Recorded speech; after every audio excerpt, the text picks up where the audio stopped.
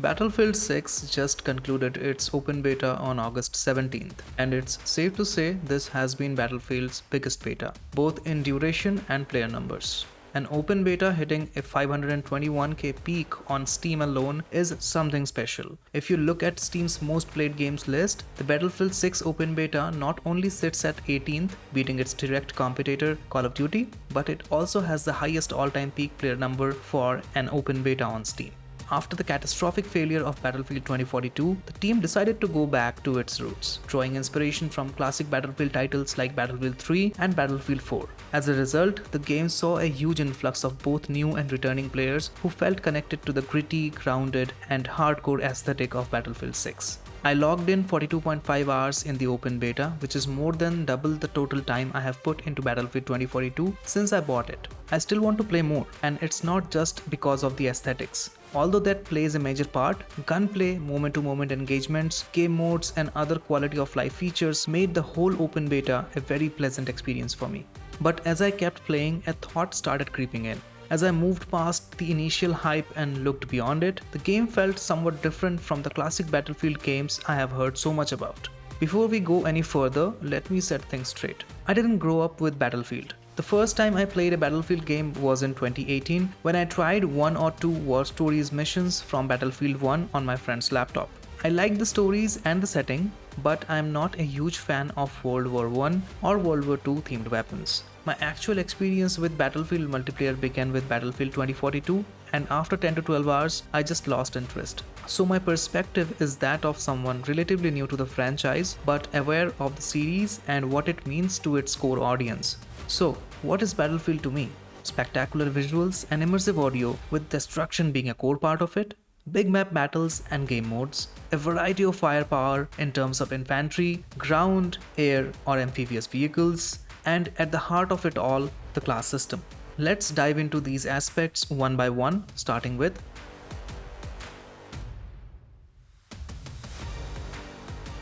visuals are a big topic that includes graphics quality, character and world design, destruction and UI elements. For me, Battlefield 6 almost nailed it in terms of visuals, except the main menu UI. I'll start with the seamless transition from the main menu to the firing range and back. No loading screens at all, and it really impressed me. One caveat though, except for loadouts, I couldn't adjust any in-game settings while in the firing range. I had to go back to the main menu to make changes. I hope they fix that before launch. As seamless as the transition was, having to return to main menu every time I wanted to make adjustments got annoying over time. Battlefield 6 also saw a great visual overhaul compared to its predecessor, especially destruction, which looked absolutely mind-blowing. They call it tactical destruction in Battlefield 6, and while the name doesn't mean much to me, the visual effect and gameplay opportunities it brings are incredible. Even after playing the finals, I can say Battlefield 6 took environmental destruction to another level. It was also great to see no frame drops or weird stutters at any point during the beta, even with all the destruction, grenade blasts, and rockets hitting nearby objects. The devs clearly mentioned that the build released for the open beta was an earlier build used during the gameplay reveal, and the actual game will have a separate, more refined build. That really shows the work and polish that went in even before the beta. Battlefield 6 is exclusive to current-gen consoles, no PS4 or Xbox One release. Yes, that's revenue lost from last-gen players, but in return, Battlefield 6 can push graphical fidelity much further while maintaining stable frame rates. I noticed a few neat touches. On Liberation Peak, if you stand still for a few seconds, you can see your breath. It's a valley between snowy mountains. I also saw a clip on YouTube Shorts showing that in the Cairo map, you can shoot indoor lights to darken a room. I'm not sure if that's due to current-gen hardware or not, but those small details felt neat and showed the love this game received from its developers. During gameplay, the HUD had a lot of elements. Players could turn off everything or selectively disable what they didn't like. We also had the option to adjust the opacity of individual HUD elements. I'm a minimalist, so I initially tried the no HUD option, but that was pretty rough. There was literally no information and I couldn't differentiate between a teammate and an enemy just by their clothes. I know, skill issue. So I adjusted things and kept only the elements relevant to me. Minimap, enemy markers, objective markers, and removed the rest. Personally, I would love to see some HUD presets at launch. One thing I'm still not a fan of is the UI, specifically the tablet style menu. It's neither handy nor appealing. Scrolling left or right or up or down to navigate modes isn't fun. Players have been vocal about these designs for a long time, and yet, year after year, companies keep making such UIs. While the Battlefield 6 beta was running, I bought Battlefield 4 to test loadout styles, gun recoil, and to check the server browser. The Battlefield 4 main menu UI immediately caught my attention. How clean and purposeful it felt. It looked designed for PCs and consoles, not tablets or phones. On my PC, which has a Ryzen 7 7800X3D and Nvidia RTX 4070 Ti Super, at 1080p I averaged 180 FPS with every graphics settings maxed. Later, I optimized and pushed the average to 220. By the way, the default sharpness at 50% was a bit high for me. Loading it to 30% softened the image, which I preferred. Let's talk about the music. It slaps. From the boot up Battlefield logo to the main menu to the end of match track, I loved it all. It made me want to jump into another game every time. In the audio settings, you can choose the audio mix War Tapes VAL. VAL stands for Very Aggressive Listening, and it takes the audio experience to another level with gunshots and explosions getting louder and punchier along with war tracks. 100% recommended for an immersive Battlefield experience, but I wouldn't use War Tapes VAL with headphones unless you want your ears to pay the price. For headphones, I prefer the default mix in almost all situations. I also liked high dynamics and night mode, especially when playing at night.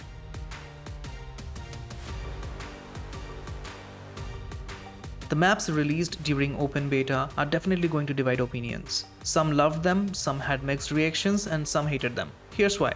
There were 7 different game modes and 4 maps released over the 2 weeks of the open beta. Week 1 game modes were Conquest, Closed Weapon Conquest, Breakthrough, Domination, King of the Hill. Week 1 maps included Iberian Offensive, Liberation Peak, Siege of Cairo. Week 2 had 2 new additions to game modes, Rush and Squad Deathmatch. In terms of maps, Week 2 saw Empire State being brought into the open beta. Conquest and Breakthrough are your big map modes, the gateway to Battlefield experience. Played on large maps with a total player count of 64, split evenly between 2 sides. These modes are about depleting enemy forces. Whichever team succeeds wins. King of the Hill and Domination are your small map modes, along with Squad Deathmatch. In King of the Hill and Domination, there are 16 players split into 2 teams of 8. In Squad Deathmatch, 16 players are divided into 4 teams of 4. These modes are all about score. Whichever team reaches the target score first or has the highest score when the timer runs out wins. All the maps in the open beta felt smaller and tighter compared to what I played in Battlefield 2042. That led to more moment-to-moment engagements, but also less breathing room. I had to constantly watch my back, which did add excitement but also some exhaustion. Every objective had plenty of entry points. It was almost impossible to single-handedly hold and defend a point against good players. For players like me who come from Call of Duty, these maps felt familiar. I think that's one reason these particular maps were chosen for the open beta. It was a golden opportunity to entice the Call of Duty crowd who have been seeking a gritty, grounded military shooter for a while now. Their cries have fallen on deaf ears as Call of Duty goes the opposite direction with cartoonish characters and celebrity-themed skins that don't fit the premise. I count myself among the players who hate that direction. With the open beta being free to play, Battlefield 6 had the perfect opportunity to capitalize and attract that player base from Call of Duty. All I can say is, job well done, DICE. One thing I really liked, all the maps had good cover with few open spaces. You could even use debris as cover, which I did plenty of times. That said, I would like to play the bigger maps that are the staple of the Battlefield series. Thankfully, the devs confirmed Operation Firestorm as one of the 9 maps available at launch. They have also expressed interest in bringing back other fan-favorite maps from older Battlefield titles into Battlefield 6. I'm super happy about that. I would love to play those classics in remastered or reimagined form, but I would also like fresh big maps as well. Rush to me sits between the large and small scale modes. There are 24 players divided into 2 groups, attackers and defenders. Teams attack or defend sectors, each with 2 POIs. Attackers need to arm a device at those POIs. Once armed, a timer starts and defenders have to disarm it before time runs out. If the timer expires, the POI is lost. After both POIs in a sector are captured, attackers gain that sector. At the start of attacking each sector, attackers gain a set number of soldiers. If they run out of soldiers before taking the final sector, they lose. The opposite applies to defenders. I'll be honest, none of the maps initially felt great to me in Rush. On Cairo and Iberian Offensive, It felt like defenders had the advantage, able to hunker down and lock down narrow alleyways, putting the attackers in a chokehold. On Liberation Peak and Brooklyn, there were just too many openings to defend. But as I kept playing the mode on different maps, I got better at understanding them and I saw players improving at both attacking and defending. If I had to summarize my overall experience with game modes and maps, it went from great to okay to struggling and back to great, all within 2 weeks of the open beta.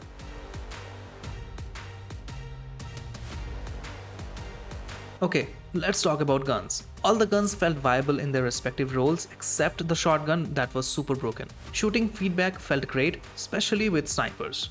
ARs were somewhat effective at short range, strong at medium range, and less effective at long range. Likewise, SMGs were very effective at short range, somewhat effective at medium range, and quite ineffective at long range. For long distance or suppressive fire, LMGs were very effective. For very long distances, snipers were the go-to. I'll admit, Sniper Glint was obnoxiously bright and big. It shouldn't be removed, but as the Battlefield developers mentioned, it needs to be toned down a bit.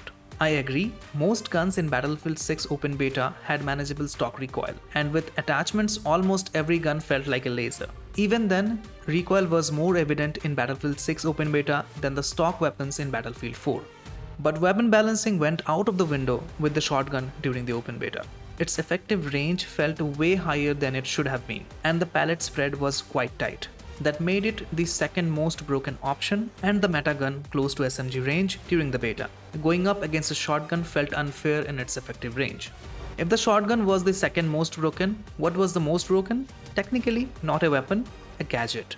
The incendiary grenade launcher for the assault class. Instant burn damage, a 3-second slow, a burn over time status effect, and you could easily switch to your primary or even reload the launcher in about 3 seconds.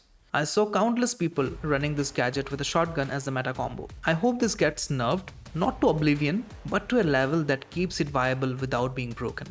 The rest of the gadgets, defibrillator, launcher, respawn beacon, felt relevant to their classes, and none stood out too much like the incendiary launcher. By the way, the respawn beacon is moving to the assault class from the sniper class at launch. What the sniper class will get in return, I'm not sure. I hope we hear more from the devs before launch. But let me know your thoughts in the comments below. What do you think the sniper class will get in return? I also saw people say Battlefield 6 guns had no recoil compared to Battlefield 4. I can confirm that's horseshit. I bought Battlefield 4 loaded into training range and those guns felt like lasers compared to Battlefield 6. Whether ARs, SMGs or LMGs, they had little to no recoil whatsoever.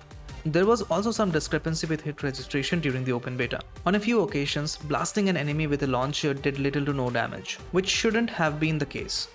I'll be honest, I'm an infantry first kind of player in Battlefield. Maybe because I'm fairly new to the franchise and haven't had much time to learn vehicles. I don't feel like I'm the right person to fully review vehicles, but here's my beta experience. Tanks, I drove them on 2 or 3 occasions. They felt heavy to maneuver, and that's how they should be. I liked the punchy recoil when firing. It had that oomph that made me feel powerful. I also played a lot as an engineer and repaired the hell out of our tanks. When I drove the buggy, it felt agile and quick. I tried the chopper, couldn't handle it and crashed immediately. And I never got the opportunity to fly a jet. Every time the gauge filled, a teammate snagged it. So that was my overall experience with guns, gadgets and vehicles during the Battlefield 6 open beta. Overall great, minus the shotgun and the incendiary grenade launcher.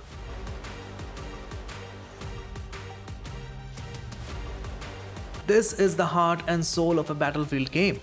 Okay, I'll stop exaggerating, but the class system has been a core pillar of Battlefield, except Battlefield 2042, and we all know how that turned out.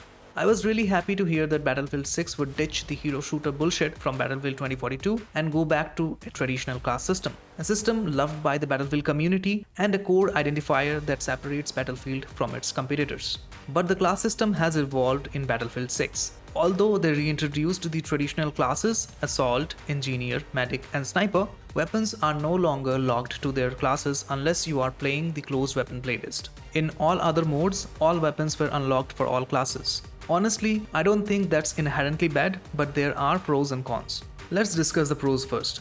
Weapons not being locked to classes will appeal to a much wider player base, specifically the Call of Duty player base and players coming from other hero shooters. More players mean less downtime in matchmaking. As one of the devs mentioned, Battlefield will adopt a ping-first matchmaking priority. Having more players will definitely help get people into lower ping lobbies. For the game, it likely results in more revenue due to more players coming in, and that will eventually translate towards more content for the game and long-term support for the game from its developers. Now, let's discuss about the cons. Number 1 is identity. The locked weapon class system has been a core pillar of the Battlefield experience. While it hasn't technically been removed, during the open beta, it clearly felt like open weapon playlists were prioritized over the closed weapon playlist. Instead of being showcased as the signature Battlefield experience through the description and promotion, the closed weapon playlist was just another playlist, nothing more. Not to speculate too much, but it felt like DICE might have opted out of including the closed weapon playlist in the beta if they could have avoided the backlash. I'm really glad they didn't, because otherwise all the devs' hard work and the goodwill from the community could have gone down the drain. Having open weapons across classes also affects gameplay. In a traditional locked weapon system, by simply seeing an enemy's weapon, you could guess their class, the gadgets they might have, and plan accordingly. With open weapons, that element of gameplay goes out of the window. Those are my pros and cons of the open weapon class system. I'm curious to hear your thoughts. What do you think about open weapons and Battlefield's new approach of not giving center stage to the closed weapon playlist? Let me know in the comments. Let's talk about the Assault class, which was clearly the only broken class during the beta. A primary, a secondary pistol, and a shotgun at their disposal. On top of that, the Assault class had the incendiary grenade launcher, the most broken weapon / gadget in the open beta. If it had stopped there with a few adjustments to the shotgun and the grenade launcher, I would understand the logic. After all, Assaults are the frontrunners in a battlefield. But now the respawn beacon is being removed from the Recon class, and guess who's getting it? The Assault class. The devs said the change is to make Assault more of a team player, and the Recon players were using spawn beacons to access hard to reach areas. My question is, since there are no weapon restrictions, what's stopping an Assault player from taking the sniper and doing the same thing? But if they couldn't take a sniper, that would be different. If nothing else, give each class a special benefit when using its signature weapons. Yes, classes did get some buffs when using signature weapons during the beta, but once again, Assault stood on top with faster health regeneration. And that's the problem. Other classes felt thin in terms of benefits compared to Assault. The last thing I want to see in Battlefield is an all-out Assault class playlist. So, how do we incentivize players to pick signature class weapons without hard-locking weapons? Here's what might work. Assault using ARs move a bit faster than the other classes. Engineers using SMGs extra ammo by default. Support using LMGs less recoil plus a higher fire rate than the other classes. Recon using snipers, one-shot kills anywhere above chest level at any range. There were so many times I shot another player point blank between the chest and face as Recon and they didn't die. By the time I swapped to my secondary, I was dead. Since the respawn beacon is removed from Recon, I wonder what they will get in return. If it were up to me, I would give them a cloaking device with limited use per respawn. The buffs in general don't have to be huge, just enough to encourage picking a class's signature weapon as a viable option. And if nothing else, closed weapons should be a permanent playlist and presented as the staple Battlefield experience, not just another mode.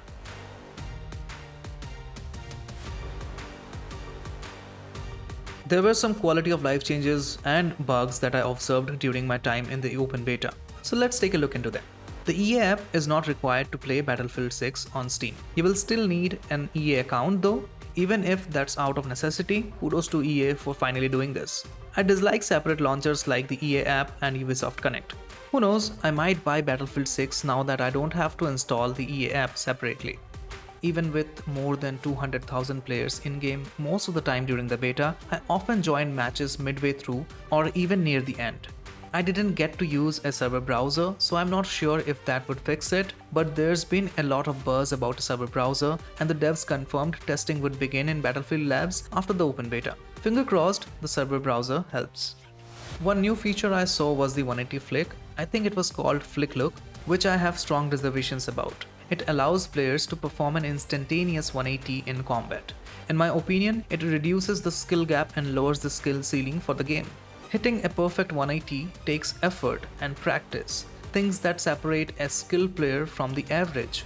It rewards putting in the time to hone your skills. Now anyone can do a perfect 180 at the press of a button, and I don't love that. There are more arguments to be made, but I'll leave it there. I would love to know your thoughts in the comments. There were a few bugs that I encountered during my game time in the open beta. Nothing game breaking, but they are worth noting. I kept getting a weird horizontal flat line on screen when using DLSS quality. This only happened on Liberation Peak during week 1. I didn't encounter it after the week 2 patch.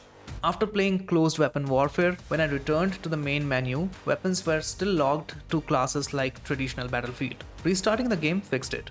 A few times after matches ended, clicking return to main menu left me stuck on that screen and I would load into next match anyway. In one match, my weapons suddenly stopped appearing on screen, even though my teammates could see them on me. Restarting the game again fixed the issue. There was an issue with lighting when moving from indoors to outdoors. Way too much ambient light for a few seconds before it adjusted, leaving me blind in the meantime. I also had a weird flickering effect on screen for a while during gameplay, which later vanished. There were also clips of cheaters running with hacks went viral on social media during the open beta. Although the devs took action, this kind of cheating won't end anytime soon. So they will have to stay on top of their game with proactive security measures. I'm not delusional, I won't pretend cheating in multiplayer can be 100% eliminated. We also saw a custom search mode added during week 2 of the open beta. Not a full-fledged server browser, but better than nothing, right?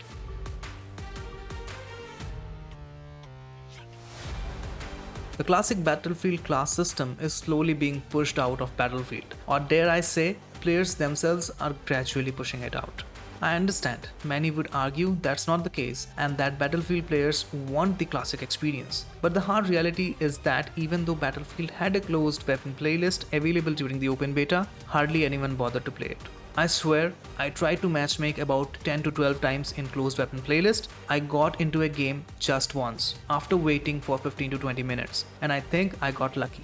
It's not that lobbies were full. Whenever I tried to matchmake, there just weren't enough players to start a match. The other 9 to 11 times where I kept waiting, I waited 25 to 30 minutes for players to join, and player numbers rarely went above single digits.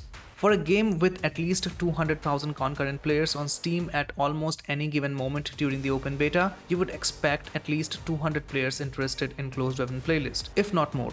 Sadly, I don't think that was the case, and I can't really blame EA for that. No matter how much I see people posting on X about how closed weapons represent the true Battlefield experience, and I agree 100%. The numbers say otherwise, and numbers don't lie. So, does it matter? Yes, it does. Battlefield is not a game about individuals.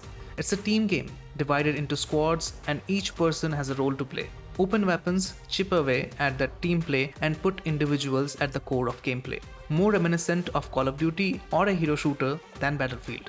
Appealing to new audiences is fascinating and lucrative. I get why that sounds great to the executives at EA and DICE, but it shouldn't come at the cost of losing your identity.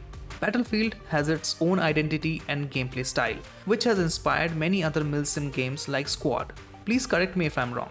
Call of Duty made the same mistake, chasing a newer audience. As a result, they have pretty much lost their core. I hope EA learns from Activision's mistake, because if revenue alone drives decisions, we will eventually see Nicki Minaj and also Beavis and Butthead skins in Battlefield. Maybe not in Battlefield 6. The resounding success of Battlefield 6 open beta clearly shows how much players crave a gritty, grounded warfare experience. I hope DICE and EA act accordingly to capitalize on that. The recent changes made to player movement are a step in the right direction. This is the way. Thank you so much for tuning in today. If you enjoyed this, please like the video. It helps a ton. Share your thoughts on the Battlefield open beta in the comments below. What did you like or dislike? Are you buying at launch, already pre-ordered, or skipping this one? Let's talk. Last but not the least, please consider subscribing if you're new or haven't already. Till next time, this is DJ signing off. I'll catch you legends next time. Peace.